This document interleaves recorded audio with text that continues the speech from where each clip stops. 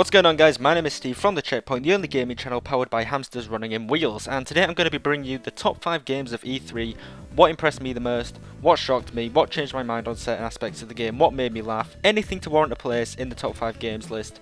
Let's get going. This is decided by The Checkpoint, this is our personal opinion. Well, I say our, I mean I only just decided on the list a couple of minutes ago, so if Kieran's watching this, my co-host here on The Checkpoint, then sorry buddy, but you're going to have to agree with me to represent the brand, so yeah. At number 5, I'm giving it to Assassin's Creed Unity.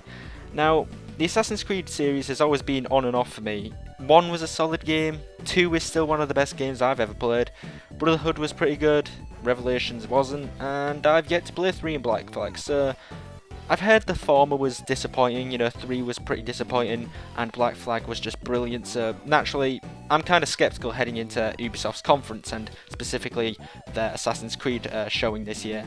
However, Unity seems to be a homage to everything that made the Assassin's Creed franchise what it is today. The sleek combat, the adrenaline-fueled parkour, the vast historical playground, and it also seems to be, it seems to be adding some newer features in. I almost said futures then. With the co-op obviously being a huge change to the franchise, the gore being a focus. It just looks really, really cool, and the French Revolution is awesome, and it's going to be a great setting for the game. It's going to be very brutal. That's why Unity is my number 5. I've always thought that the Assassin's Creed series after Black Flag, which seemed a bit like, pirates aren't always seen as the most serious thing, but they needed to step up on the seriousness, and from the trailers that I've seen, the gore, the brutality of the French Revolution, this really captures the seriousness that I've been looking for in an Assassin's Creed game. At number 4, we have Far Cry 4. The Far Cry series has always pushed the boundaries of storytelling infused with high-octane action. 4 looks no different. Krya or Kria, or that place in the Himalayas, whatever you want to call it, the mountainous place, is the perfect playground to follow the tales of the towering fortresses, the vicious wildlife, and of course the eccentric villains featured in all Far Cry games. This time round we have access to a new protagonist, dastardly villain, rideable elephants, all fueled by the immense power of the next-gen consoles and, PC of course. But Far Cry 4 looks very impressive, and it'll definitely be a contender for Game of the Year, that's for sure. Can't say I've really played the Far Cry series a lot, but from the trailer, from the gameplay I saw, looks very impressive. It's always been an aim of mine to play those games, and I think I'm finally going to do it with 4 and probably catch up with 1, 2 and 3 when I get the chance. At number 3, we have Super Smash Bros. Now, I'm sensing there will be no real difference between the 3DS and the Wii U versions, apart from the obvious, graphical outputs on both systems, but the Smash Bros. Series has always been about fun. Sitting down, couple of buddies, firing up the game, having Samus, Link, Mario and Pikachu duke it out.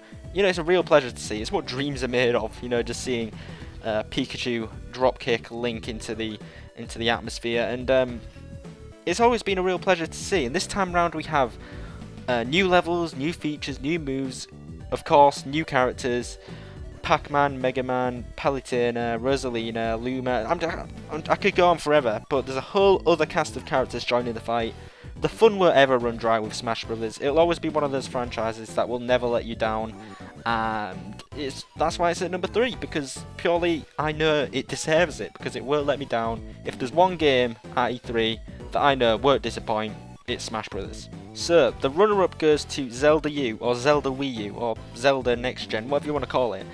This game looks incredible, with Hyrule finally being depicted in an open-world fashion. I mean, you can ride Epona from Hyrule Field to the Goron villages of Death Mountain to the quiet Kakariko village, all seamlessly. There's no doors, no barriers stopping you from getting from A to B.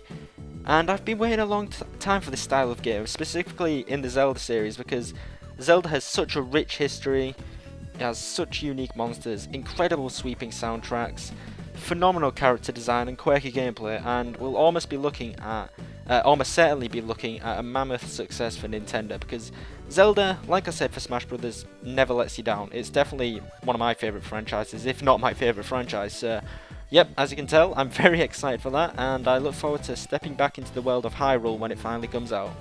At number 1, what you've all been waiting for, I'm sure, you've all been peeing yourself in excitement because it's such an anticipated delivery of a message that I'm about to do here. We have No Man's Sky.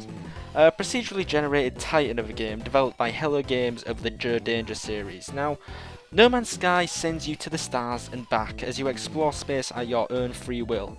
It's procedurally generated, which means you can go for as long as you want, the planets will keep generating, just like Minecraft. Minecraft does that as well. If you think about Minecraft, you will never, ever, well, you will do eventually, but that's when it's been pushed to its absolute limits. You will never probably reach the end of the world, and when you do, it's just this weird cataclysmic, you know, weird land that's been contorted by the PC. But this world, this galaxy you're in, will keep generating. Planets will keep appearing, and you can fly down to them seamlessly. You can literally just fly into the atmosphere, through the clouds, and you'll be landing in no time. So as planets get discovered, well, I'll give you an example. Kieran, my co-host here on the checkpoint, could fly down to a planet I've already been to and discovered, and see, you know, discovered by Steve pop up on the screen, as well as the stats of the planet. So it's not like you're on your own in this huge open space. There are other players around you who can see exactly the same thing you are. And it's just a giant game, and the detail put in it is amazing. For example, the amount of rivers and oceans on a planet affects the moisture in the air. The moisture in the air affects the atmosphere, thus changing the hue of the sky to suit the amount of moisture mixing with the levels of oxygen in the air. So it's like, it's crazy, it's all sciencey stuff that I don't really understand, but it's utterly brilliant, amazingly detailed, and it just looks phenomenal right now. This one is probably the one to watch for me. But those are my top 5. Do you not agree with them? If not, just don't sit there sulking. Drop a comment down below. Tell me what your top 5 are, why they're up there, why my choices are wrong, why I'll never achieve anything, why you smell better than me, why you're much more attractive than me, why your dad could beat up my dad. Anything. Just drop us some comments, and more often than not, we will reply. So thanks for watching. Subscribe if you wish. Leave a like if you, well, like the video. And I'll see you in the next one.